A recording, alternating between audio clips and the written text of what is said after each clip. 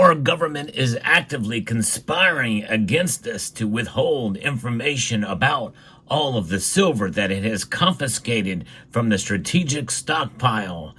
At least that's the claim. And we're going to try to scrutinize that claim a bit in this video as we explore.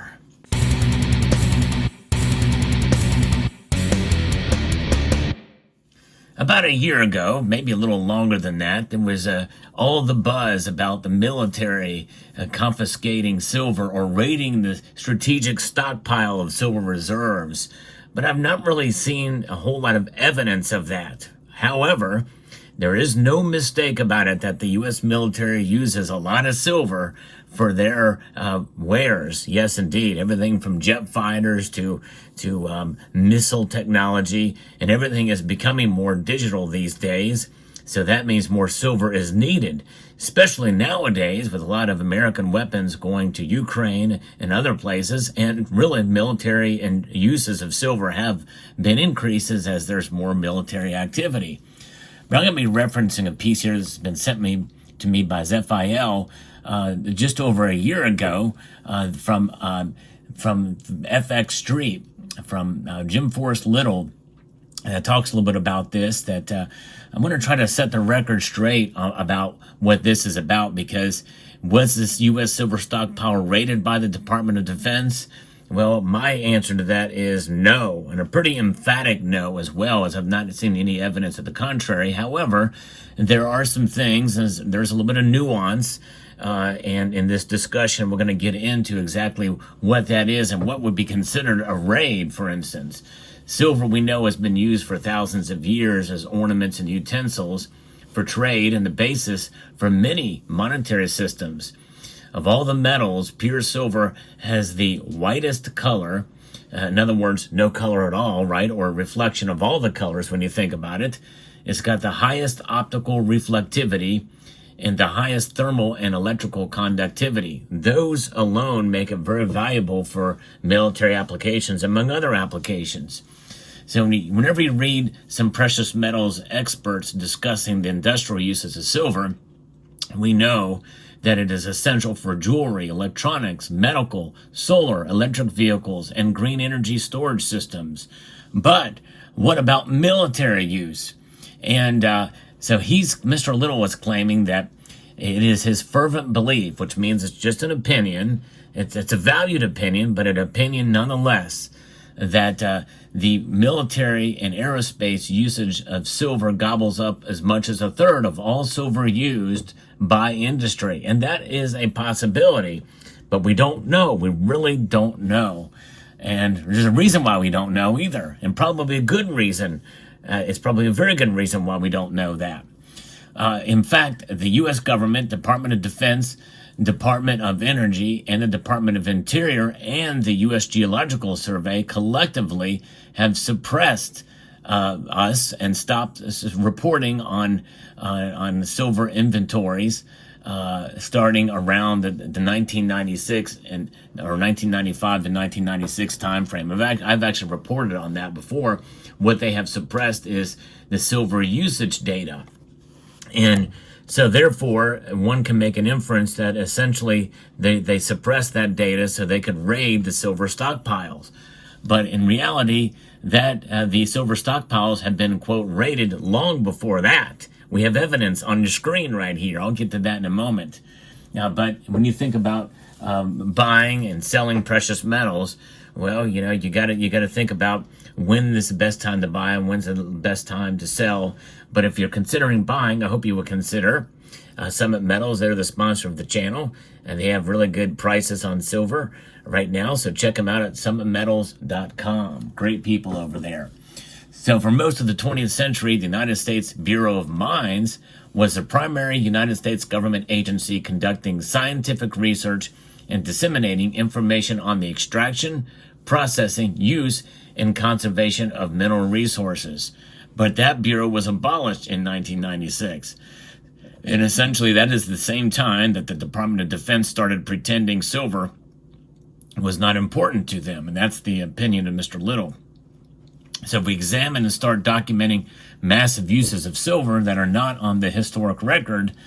And you can make your own determination as to what that means. Silver is probably the world's most critical and strategic metal, yet it's somehow not considered critical by the U.S., even as the Department of Energy has classified other metals as critical. This was a big story as well, too, and that had occurred where they're talking about the massive unrecorded uses of silver, understandably, are not in bombs, nukes, and nuclear-positioned submarines, shells, satellites, tanks, missiles, bullets, torpedoes. Of course, I hardly guess that any is going to be used in bullets, actual just bullets that are used in low or high caliber guns, unless you're hunting vampires.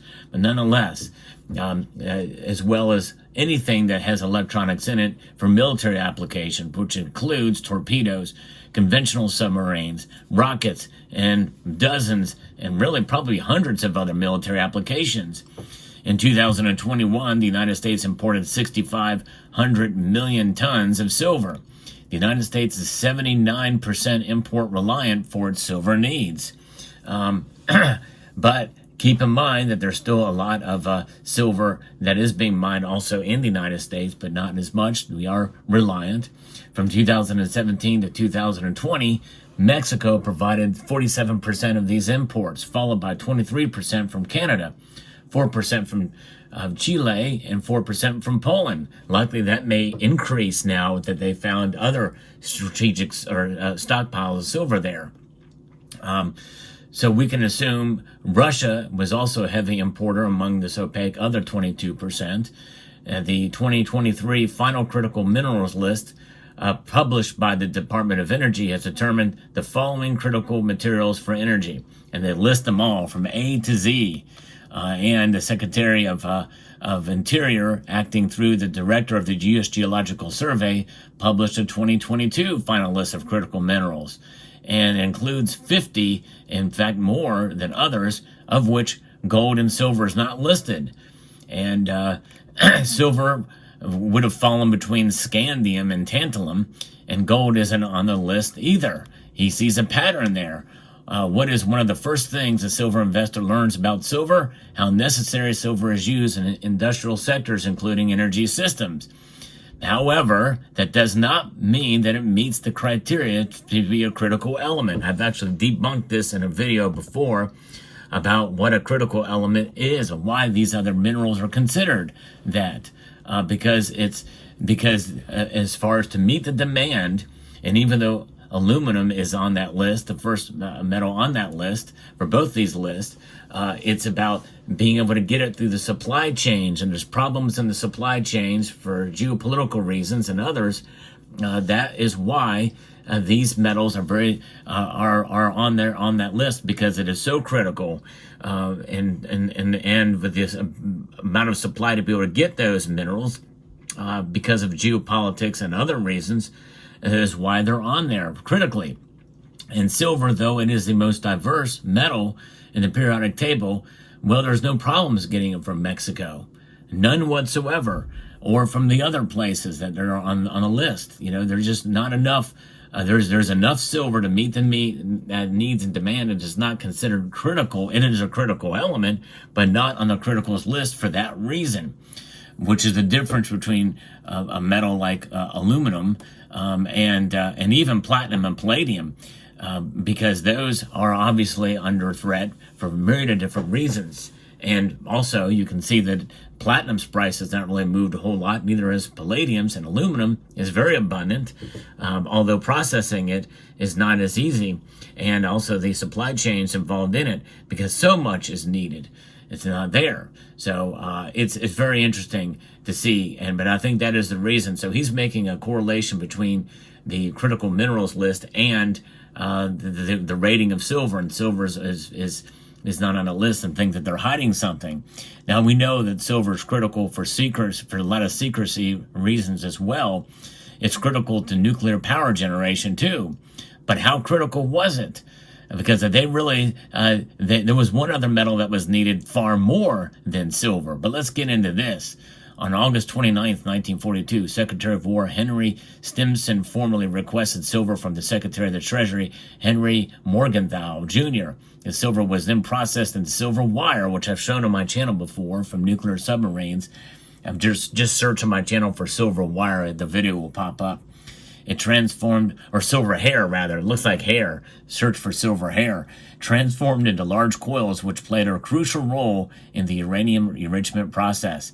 These coil strips were transported from New Jersey to Wisconsin by rail, typically in shipments consisting of 6 sealed rail cars, with each shipment containing about 300 coils. So in other words, it was used a lot, but they needed copper as well. In fact, they decided, because silver wasn't quite as available, they didn't need so much of it in order to make that move, they could have used copper, which is why we have these. This is why this is on the screen. These are war nickels, which contain 35% silver during the war, during the years 1942 to 1945.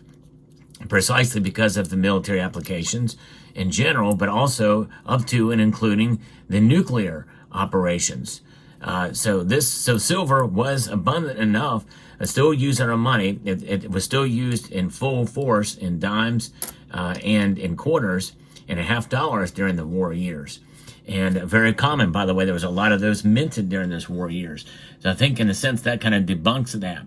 And so does that not account? But that does not account for the current stockpiles of nuclear warheads in the world's military arsenals, including those stored in silos, submarines buried in mountains or incorporated in missiles. And he goes on to say there that each Tomahawk missile has 500 silver ounces, for example, which have yet to see any actual real evidence of that.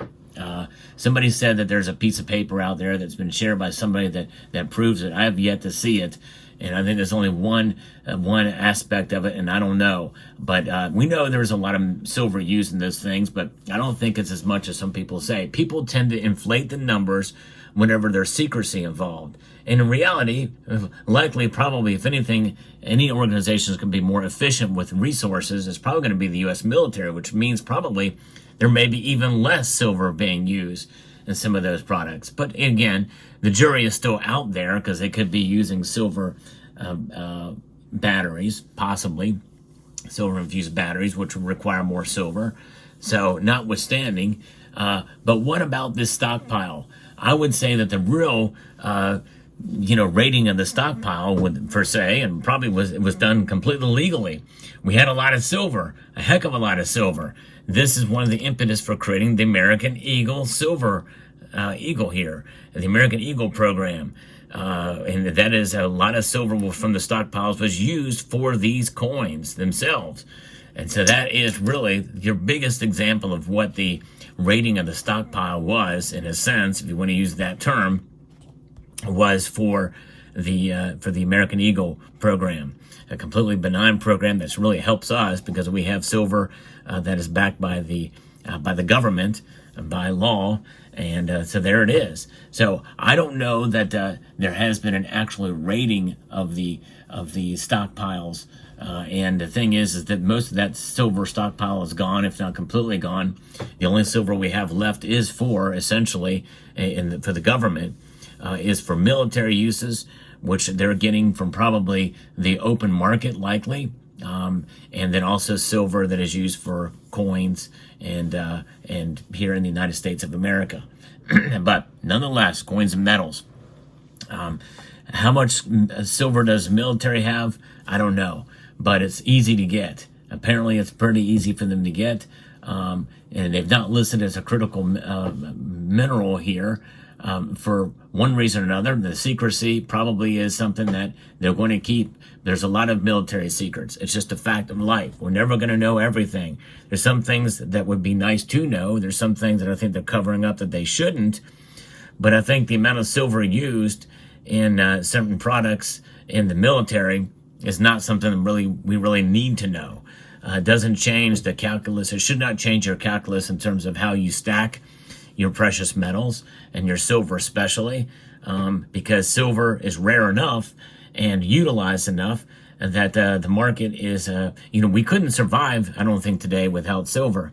And they're going to keep that going. They're going to keep mining it. They're going to keep producing it. They're going to keep recycling it for our needs, for sure. But nonetheless, there you have it.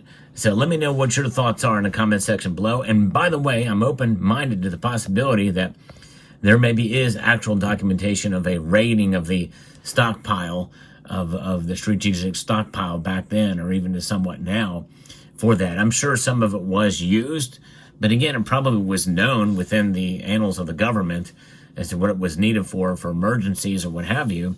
A lot of those things kind of moved in and around to some degree, but I don't think there was like this, massive, huge raid on the stockpile because the military uses so much of it. Could it be a third of the industrial capacity? I kind of doubt it.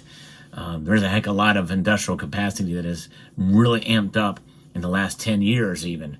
And I just don't think that we need as much for our military applications. Let me know what your thoughts are in the comment section below. Hope you found this video informative, insightful, and educational. Would like to extend a multitude of gratitude to each and every one of you for taking the time to watch, and encourage you to please rate, share, comment, and subscribe.